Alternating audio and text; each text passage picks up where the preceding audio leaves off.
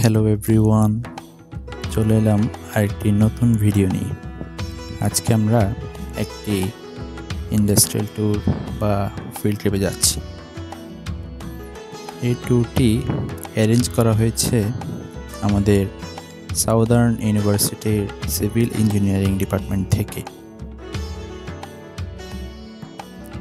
আমাদের গন্তব্য হলো চট্টগ্রামের রাঙ্গুনিয়ার পোমরাতে অবস্থিত শেখ হাসিনা পানি শোধনাগারে।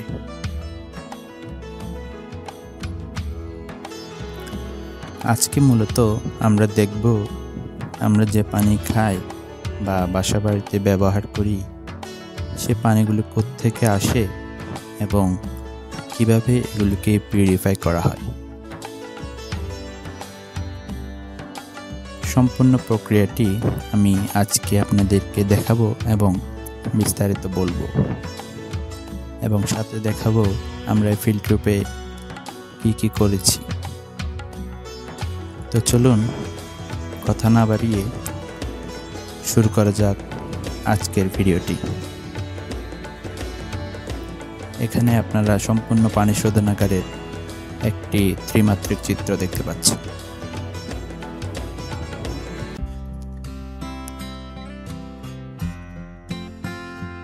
যাত্রা শুরু হয় আমাদের ইউনিভার্সিটির স্থায়ী ক্যাম্পাস থেকে, যেটি আরফিননগর বাইজিৎ লিংক রোডে অবস্থিত। সেদিন বৃষ্টি ভেজা একটি সুন্দর দিন ছিল। সেদিনের ওয়েদার আমাদের যাত্রাকে আরও সুন্দর করে তুলছিল। আমাদের বিগত সেমিস্টারে একটি সাবজেক্ট ছিল যেটির নাম হলো ওয়াটার সাপ্লাই ইঞ্জিনিয়ারিং। এই সাবজেক্টটির একটি অংশ হিসেবে আমাদের ওয়াটার ট্রিটমেন্ট প্ল্যান্টে নিয়ে যাওয়ার সিদ্ধান্ত নেওয়া হয় ডিপার্টমেন্ট থেকে, যাতে করে আমরা থিওরি জানার সাথে সাথে প্র্যাকটিক্যালটাও সরজমিনে দেখতে পারি। এই ট্যুরে আমাদের সাথে আমাদের 3 জন ফ্যাকাল্টি এবং ডিপার্টমেন্টের অ্যাডমিনিস্ট্রেটিভ অফিসার সারাক্ষণ সাথে ছিলেন এবং আমাদেরকে গাইড করেছিলেন। আমরা শেরশাহ মোড় থেকে অক্সিজেন হয়ে কুয়াশ রোড দিয়ে রাঙ্গুনিয়া উপজেলার পোমরা ইউনিয়নে যাব। আমাদের এই ট্যুরের সকল কিছু আমাদের ডিপার্টমেন্টের পক্ষ থেকে অ্যারেঞ্জ করা হয়। রেইনি ওয়েদার হওয়ার কারণে আমাদের গাড়িটি সতর্কতার সাথে ড্রাইভ করতে হয়েছিল। যেহেতু রাস্তা যথেষ্ট পিচ্ছিল, তাই স্লিপ করার একটা ভালো টেন্ডেন্সি ছিল। So we have to be careful. আমরা ইতিমধ্যে অক্সিজেন মোড়ে চলে এসেছি। তো গাড়ি চলতে চলতে ফাঁকে আমাদের ক্লাসের কিছু বন্ধু বান্ধবীদের সাথে আপনাদেরকে পরিচয় করিয়ে দিই। এ হলো নজরুল, আমাদের সাবেক কোসিয়ার, সৌরভ ভট্টাচার্য ও ইসারুল আলম, বামে ইমরান এবং ডানে মরজান।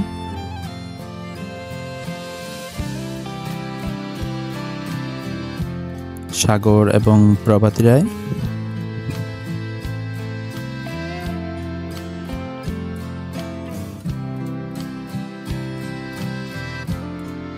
হাই দিচ্ছে, ওর নাম হচ্ছে এনি আর চেরি। এ হচ্ছে আমাদের জাকিয়া সিয়ার এবং জান্নাতুল মামা। এ হচ্ছে রেহান ভাই, সে বোঝাতে যাচ্ছে যে আমাদের সকলের স্ন্যাক্স দেওয়ার সময় হয়েছে।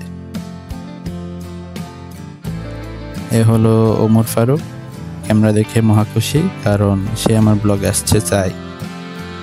বাম পাশে নীরব ভাই, পার্ট টাইম আর্কিটেক্ট। সাইমন এবং জুবাইর। এখানে বামে আশিক, ডানে আশরাফ, মাঝখানে তোহা। এখানে তোহা বলতে যাচ্ছে যে আজকে নাকি সবাই আশরাফ ভাইয়ের শ্বশুর বাড়িতে যাবে, কারণ আমরা ট্রিপে যেখানে যাচ্ছি তার পাশেই নাকি তার শ্বশুর বাড়ি। তারা সবাই সেখানে যাওয়ার জন্য রীতিমতো বায়না করছে। আর লজ্জায় আশরাফ তথা চশমা বইয়ের মুখ লাল হয়ে যাচ্ছে।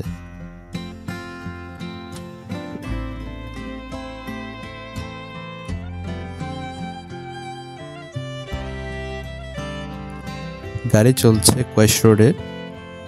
আমি কানে হেডফোন লাগিয়ে যাত্রাটিকে উপভোগ করছি।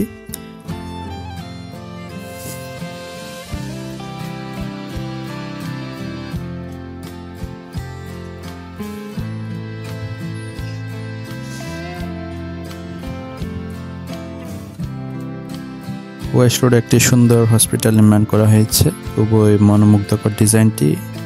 এটার সার্ভিসও নাকি ভালো, অনেককে বলতে শুনলাম। হসপিটালটির নাম হচ্ছে এভার কেয়ার হসপিটাল।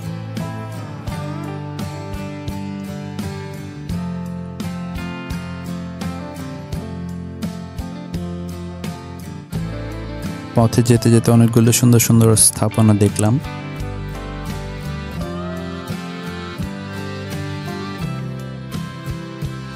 এবং অনেকে বাসের মধ্যে ফটোগ্রাফি করা শুরু করে দিয়েছে।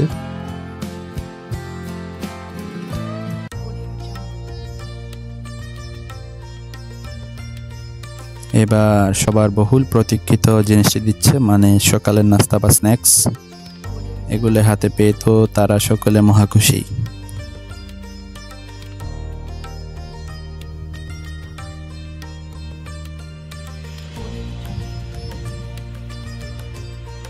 সো আমি যেহেতু ভেজিটেরিয়ান, তাই আমি কেবল একটি পানির বোতল নিলাম।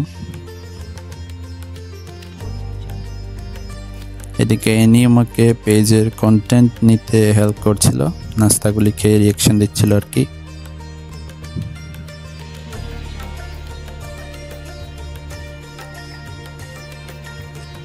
এটি হলো চট্টগ্রাম প্রকৌশল বিশ্ববিদ্যালয় বা চুয়েট। গেটের ডিজাইনটি আমার অনেক ভালো লেগেছে। এটি হলো চুয়েটের একটি ভবন। এটি দেখতে অনেকটা ডিম্বাকৃতির মতো, অনেকটা ইউনিক একটি ডিজাইন। গতকাল রাতে বৃষ্টির কারণে আশেপাশের প্রকৃতি অনেকটা ভেজা ও গাঢ় সবুজ বর্ণে ফুটে উঠেছে, দেখতে অনেকটা মনোরম লাগছে।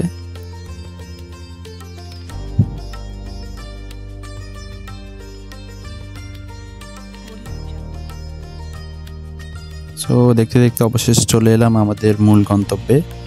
এটি হলো আমাদের ওয়াটার ট্রিটমেন্ট প্ল্যান্টের মূল প্রবেশদ্বার।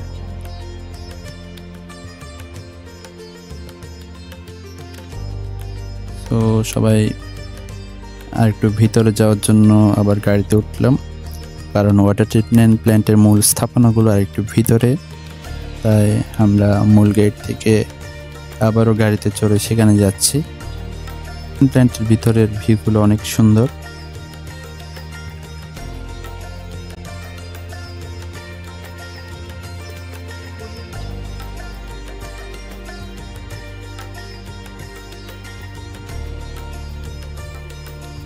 তো দেখতে দেখতে চলে এলাম আমরা মূল ভবনের সামনে।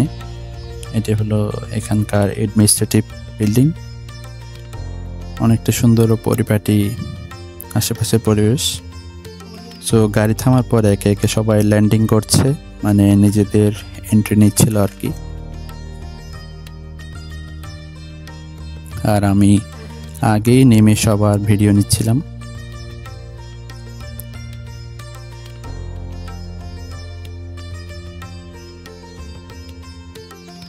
এটি হলো ওয়াটার ট্রিটমেন্ট প্ল্যান্টের কনফারেন্স রুম।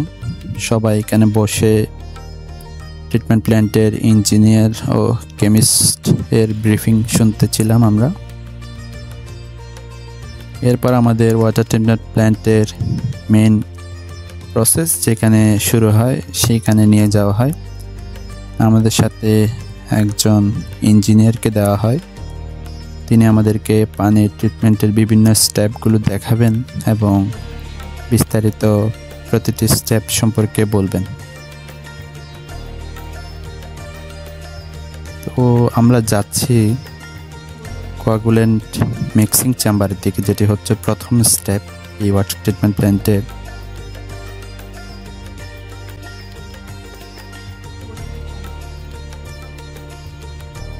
আমাদের ছেলেদেরকে দুটি গ্রুপে ভাগ করে দেওয়া হয়।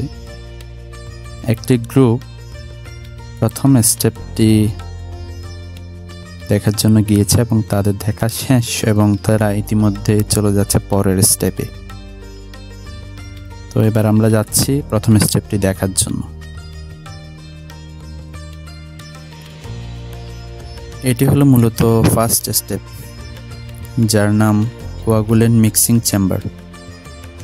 এখানে মূলত প্রিসেডিমেন্টেশন বেসিন থেকে বাইপাসের মাধ্যমে পানিগুলো এই চেম্বারে আসে। এখানে পানির সাথে কিছু ছোট ছোট পার্টিকেলস মিশ্রিত থাকে, যার কারণে পানির বর্ণ ঘোলাটে হয়, অর্থাৎ টার্বিডিটি অনেকটাই বেশি থাকে। সো টার্বিডিটি বা পানির ঘোলাটে ভাবটা দূর করার জন্য এই চেম্বারে পানির সাথে কোয়াগুলেন্ট হিসেবে অ্যালাম যুক্ত করা হয়। অ্যালাম হিসেবে এখানে ব্যবহৃত হয় অ্যালুমিনাস সালফেট এবং ফেরিক সালফেট। আবার পানির পিএইচটাকে নর্মাল করার জন্য এখানে ক্যালসিয়াম হাইড্রোক্সাইড ইউজ করা হয়। তাছাড়া এখানে প্রিক্লোরিনেশনের প্রসেসটাও সম্পন্ন করা হয় ফর এক্সট্রা সেফটি। এখানে চেম্বারের মধ্যে যে পানিগুলো দেখতে পাচ্ছেন সেগুলির নিচে একটি পাকা রয়েছে, যে পাকাটির কাজ হলো গোলা পানির সাথে অ্যালামগুলোকে ভালোভাবে মিক্স করা।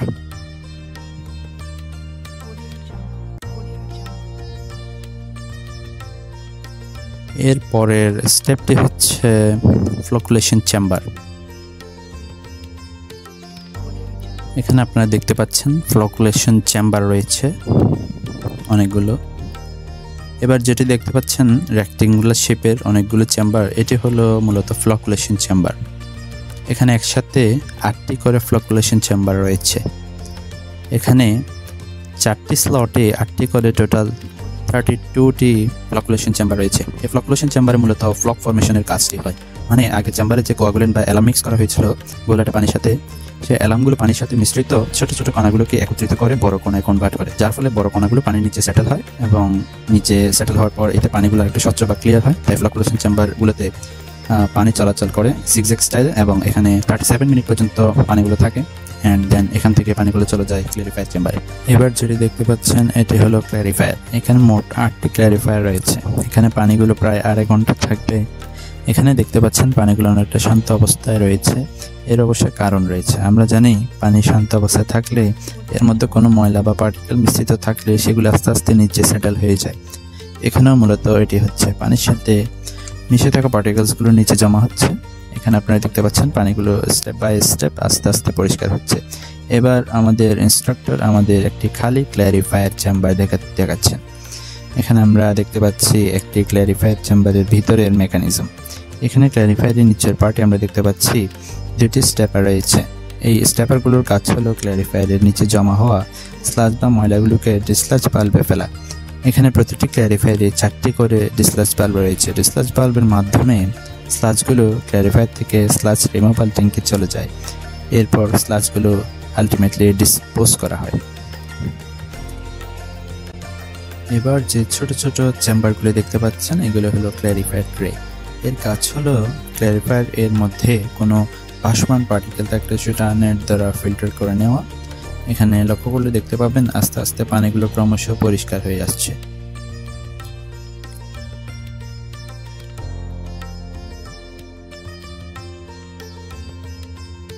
ক্ল্যারিফায়ার ট্রে এর পরের ধাপ হলো র্যাপিড স্যান্ড ফিল্টার। এটি একটি অত্যাধুনিক প্রযুক্তির ফিল্টার।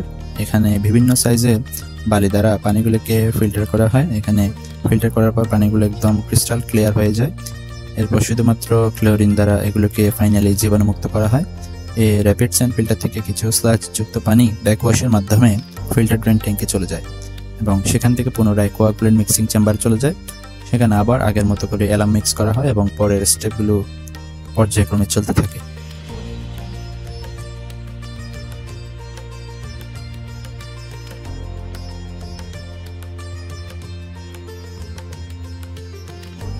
এরপর আমরা দেখতে পাচ্ছি এখানে পাম্প রুমের মধ্যে মোট 5টি ট্রান্সমিশন পাম্প রয়েছে, যার মধ্যে সবসময় 3টি পাম্প রানিং থাকে। এই পাম্পগুলোর দ্বারা পরিশোধিত পানিকে চট্টগ্রাম শহরের নাসিরাবাদ রিজার্ভারে পাঠানো হয়।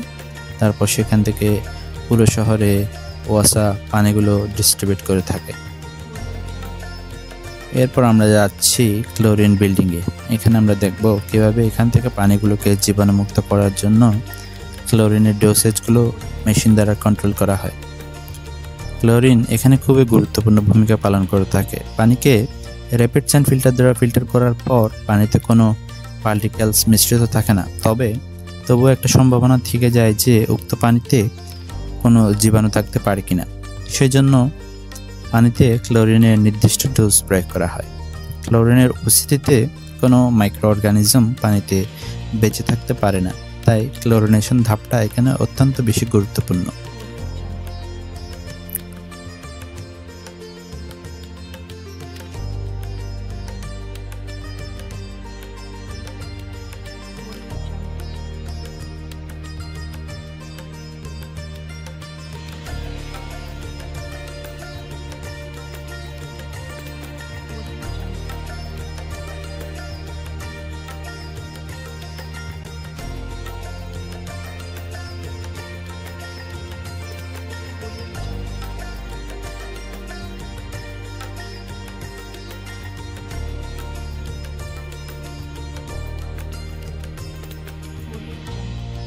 এবার আমাদের ইনস্ট্রাক্টর আমাদেরকে ফিল্টার ড্রেন ট্যাঙ্কটি দেখাতে নিয়ে যাচ্ছেন।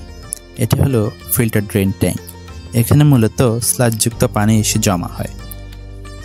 যে পানিগুলো আসে র্যাপিড স্যান্ড ফিল্টার থেকে ব্যাকওয়াশের মাধ্যমে। এখানে মূলত দুইটা পাইপ রয়েছে, ওই দুইটা পাইপের মাধ্যমে ব্যাকওয়াশের পানিগুলো ফিল্টার ড্রেন ট্যাঙ্কে চলে আসে। এখান থেকে কিছু ভালো পানি আবার রিসাইকেল করার জন্য আবার রিসিভিং ওয়েলে ব্যাক পাঠানো হয় এবং এখানে স্লাজগুলো স্লাজ রিমুভাল ট্যাঙ্কে গিয়ে জমা হয়।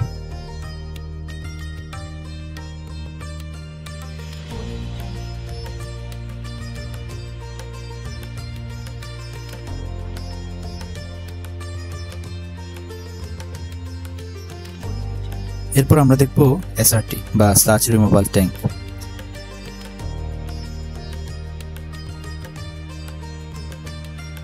এখানে স্লাজ রিমুভাল ট্যাঙ্কের মধ্যে দুটি ভালভ থাকে। প্রথম ভালভটি দিয়ে ক্ল্যারিফায়ার থেকে ডিসলাজ করা পানি আসবে, আর দ্বিতীয় ভালভটি দিয়ে র্যাপিড স্যান্ড ফিল্টারের ব্যাকওয়াশ হয়ে আসা ফিল্টার ড্রেন ট্যাঙ্কে এসব পানিগুলো আসবে। এই ট্যাঙ্কটির নিচে একটি বড় পাখা রয়েছে। এই পাখাটি এখানে স্লাজ বা কাদাযুক্ত পানিগুলোকে ঘোরাতে থাকে, যার ফলে পানিগুলো থেকে কাদাগুলো সেপারেট হয়ে যায় এবং পাশের ঠিকানার ট্যাঙ্কে স্লাজযুক্ত পানিগুলো চলে যায়। এরপর ঠিকানার থেকে স্লাজ এবং স্লাজযুক্ত ওয়াটারগুলো স্লাজ ড্রাইং বেডে চলে যায়, যেখানে স্লাজগুলো ড্রাই হয়ে যায়।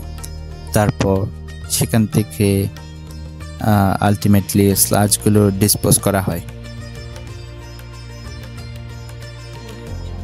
এবার আমরা যাচ্ছি পাম্প রুমের মধ্যে।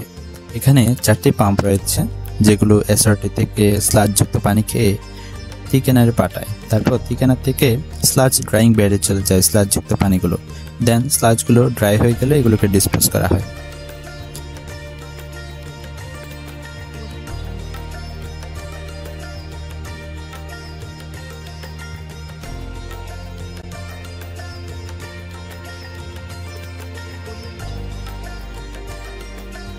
এবার এখানে বড় পুকুরের মতো যে জায়গাটি দেখতে পাচ্ছেন, এটি হলো স্লাজ ড্রাইং বেড। এখানে অনেকগুলো স্লাজ ড্রাইং বেড রয়েছে। ঠিকানার থেকে পাঠানো স্লাজযুক্ত পানিগুলো পরিশেষে এখানে চলে আসে। এই স্লাজ ড্রাইং বেডের অপর পাশে কিছু গেট রয়েছে, যেগুলো খুলে দিলে পানিগুলো নিষ্কাশিত হয়ে খাল বা কর্ণফুলী নদীতে চলে যায়। এখানে নিষ্কাশিত পানিগুলো কিন্তু ক্ষতিকর নয়। নিষ্কাশিত পানিগুলো কিন্তু পরিশোধন করে তবে নিষ্কাশিত করা হয়। এগুলো কিন্তু সেচের কাজেও ইউজ করা হয়। যেহেতু এগুলো ফিল্টার হয়ে এসেছে, সো এগুলোতে কোনো জীবাণু থাকবে না। সো এগুলো সেচের কাজের জন্য অথবা কৃষিকাজের জন্য অনেকটা উপযুক্ত। এবার আমরা চলে এসেছি ওয়াটার ট্রিটমেন্ট প্ল্যান্টের ল্যাবরেটরিতে। এখানে ল্যাবরেটরিতে মূলত অনেকগুলো টেস্ট করা হয়। এখানে মূলত ইনকামিং ওয়াটার এবং আউটগোয়িং ওয়াটার দুইটার জন্যই অনেকগুলো টেস্ট রয়েছে। যেমন এখানে আপনারা দেখতে পাচ্ছেন টার্বিডিটি চেক করার জন্য টার্বিডিটি মেশিন রয়েছে। এখানে ইনকামিং এবং আউটগোয়িং অথবা ট্রিটেড ওয়াটার এর জন্য টার্বিডিটি চেক করা হয়। এখানে মূলত জিরো টার্বিডিটি রয়েছে কিনা এটি চেক করে দেখা হয়। জিরো টার্বিডিটি মানে পানিটি মধ্যে কোনো পার্টিকেল মিশ্রিত নেই, অর্থাৎ পানিটি কোনো ঘোলা নয়।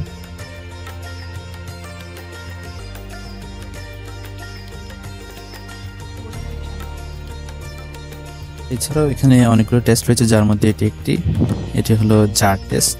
এখানে 6টি জার রয়েছে, এটি মূলত কেমিক্যাল ডোসেজটা চেক করার জন্যই করা হয়। এরপর আপনারা দেখতে পাচ্ছেন পিএইচ টেস্টের জন্য পিএইচ মেশিন, এবং এর পাশে রয়েছে কন্ডাক্টিভিটি এবং TDS বা টোটাল ডিজলভড সলিড মেজার করার জন্য আরেকটি মেশিন। এখানে মূলত সাসপেন্ডেড পার্টিকেল এবং পানির পিএইচটাকে চেক করে দেখা হয়। এরপর আপনারা দেখতে পাচ্ছেন এখানে স্পেকট্রোমিটার রয়েছে। স্পেকট্রোমিটারে এখানে পানিতে কোনো হেভি মেটাল রয়েছে কিনা তা চেক করে দেখা হয়, এবং এখানে ক্লোরিনটি চেক করেও দেখা হয় ক্লোরিন রয়েছে কিনা পানির মধ্যে, এবং পানিতে কোনো রেসিডুয়াল ক্লোরিন আছে কিনা সেটিও চেক করে দেখা হয়, এবং রেসিডুয়াল ক্লোরিন একটি মাত্রা রয়েছে এবং সেই মাত্রাটি অধিক রয়েছে কিনা সেটিও এখানে চেক করে দেখা হয়। এরপরে আপনারা দেখতে পাচ্ছেন এখানে COD মেশিন, এটি মূলত COD ডাইজেস্টার মেশিন বলা হয় এটিকে। এরপর দেখতে পাচ্ছেন ব্যাকটেরিয়া চেক করার জন্য এখানে মেমব্রেন তৈরি করা হচ্ছে ব্যাকটেরিয়ার জন্য। মেমব্রেন দ্বারা পানিগুলোকে ছাঁকা হয় মূলত। এটি 37 ডিগ্রি সেলসিয়াসে ইনকিউবেটরে রাখা হয়, দেন ব্যাকটেরিয়াল কলোনি তৈরি হয় মেমব্রেনে। যদি মেমব্রেনে ব্যাকটেরিয়াল কলোনি তৈরি হয় তার মানে পানিগুলোর মধ্যে ব্যাকটেরিয়া রয়েছে।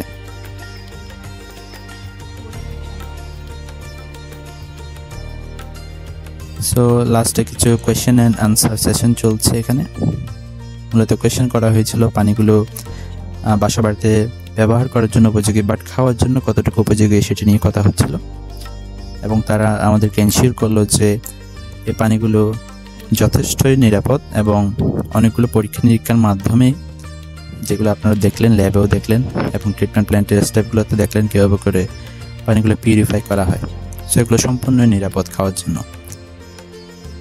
তাও যদি কোনো পাইপ লিকেজ বা ট্যাঙ্কের কোনো ময়লা থেকে কন্টামিনেশন হয়, এই জন্য আপনারা আরও নিরাপত্তার জন্য এটিকে ফুটিয়ে পান করতে পারেন।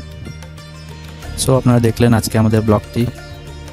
সো কেমন লাগলো আপনারা জানাবেন অবশ্যই কমেন্ট করে, এবং আমাদের ফলো করে পাশে থাকবেন। এরকম আরও নতুন নতুন ভিডিও পেতে আমাদের সাথে থাকুন। ধন্যবাদ সবাইকে।